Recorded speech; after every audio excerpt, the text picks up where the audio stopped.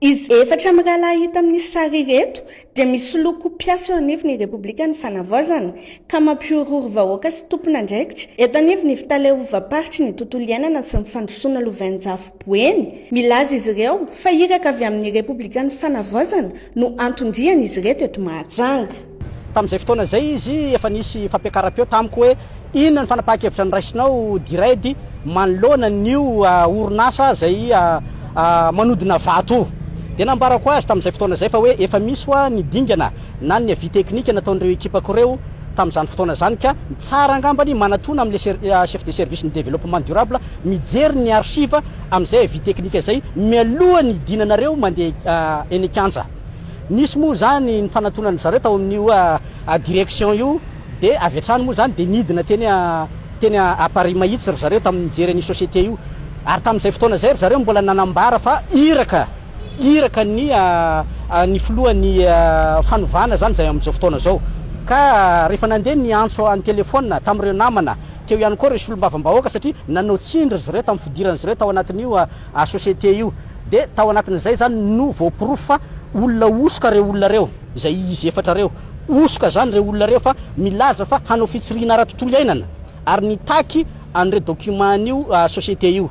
Dia taorianan'izay moa zany zareo nisy karazana fandrahonana ambadika mba isotomana ny sain'ny olona io fa tsy ara-dalàna io société io. Zay zany ny tena tanjondreo ka hanolotra vola any amin'ny zareo ngamba no eritreretin'ireo amin'io société io.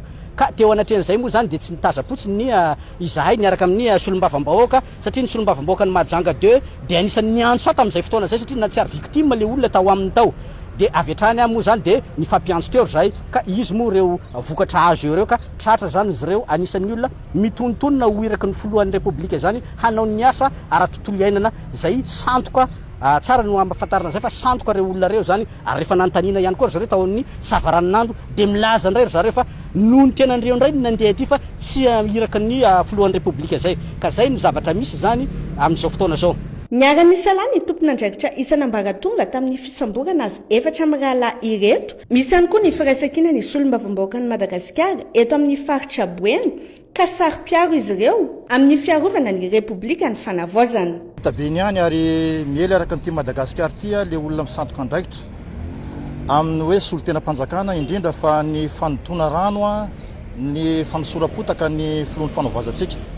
Zay député dia anisan'ny sarotiny ary tena sarotiny amin'ny toe-javatra ohatr'izao satria manimba ny imazon'izao fitondrana sy manimba ny imazon'izany fitondra fanovazana araky ny eritreretintsika zany ny zavatra mitanga ohatr'izao.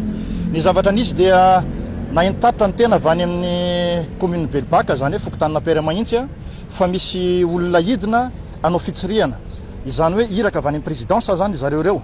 Ka nanontany moa en tant que tompon'andraikitra voalohany anatin'izany district zany hoe iza le olona reo afaka omenareo anahy ve ny ordre de mission n'ireo olona reo raha toa ka misy marina zany zavatra zany.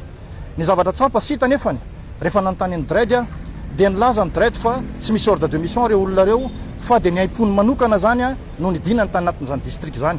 Teo zany no nitsiriny hevitra hoe reto olona reto zany mety sy ho mpanolo-tsaina zany filoham-pirenena zany fa dia mety ho sandoka ary nataonay fandraisana andraikitra dia reo ny vokatra azontsika ary nisaorana bebe kokoa nreto tompon'andraiki-mpanjakana indrindra fa ny gendarmerie aty amin'ny faritany Majunga. Efa samy tratra avokoa izy efatra mirahalahy izay nisoloky ho mpiasa eo anivon'ny Repoblikan'ny Fanavaozana ireto eto anivon'ny bourgadeny gendarmerie eto Mahajanga no hanokafana ny fanadihadiana amin'izao fotoana izao.